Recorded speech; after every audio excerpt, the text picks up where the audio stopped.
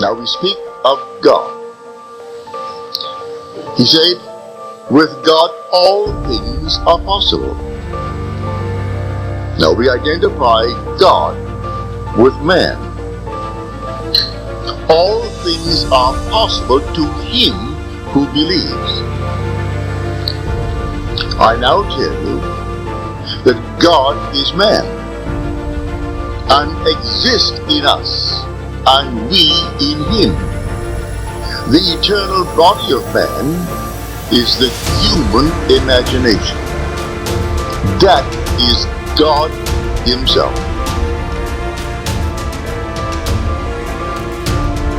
So I'm not saying that you're going to accept it. I am bringing you to the true God.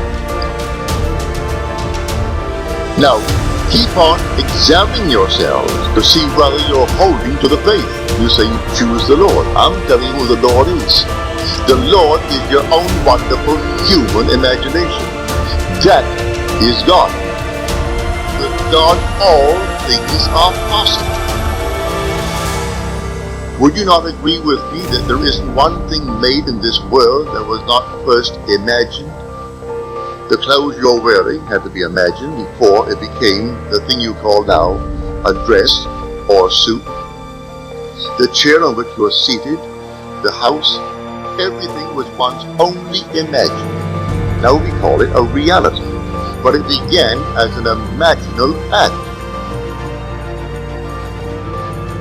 Now you don't have to accept it. The majority refuse to accept it. They think of something outside of themselves. And to that being, they turn and they worship that being. Some little thing on the wall, a picture. Maybe some little statue. They do all kinds of things to something outside of themselves.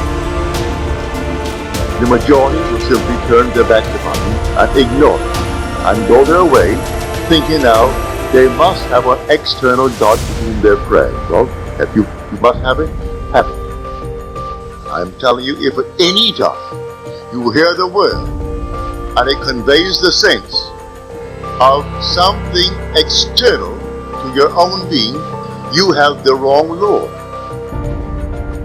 Tonight, I hope I can bring you to the true Lord, and that Lord is your own wonderful human imagination. Man is all imagination, and God is man, and exists in us, and we in him. The eternal body of man is the imagination, and that is God himself. The divine body, that is the divine Lord. Rises with heat, and the whole being begins to awaken. And may I tell you, it's an awakening process. When he actually awakens within you, you awaken. It's not another. You are actually awakened from a profound sleep. You have no idea how sound the sleep is. It is out of the grave that man truly rises. And the grave is his own wonderful scar. That's where God is resting.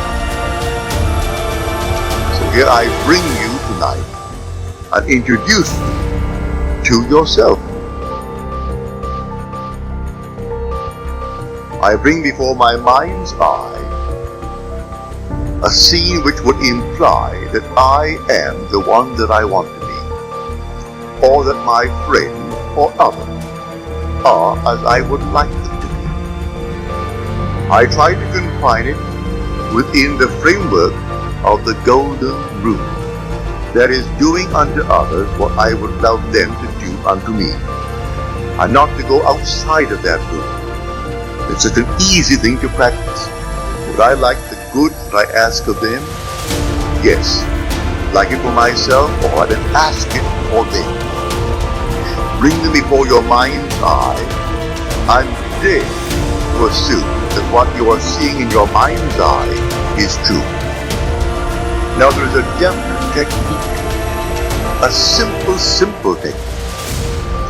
If I can share with you what I do, and it works, I bring them into my mind's eye and I work myself up into an emotional state. It's like a peculiar rhythm.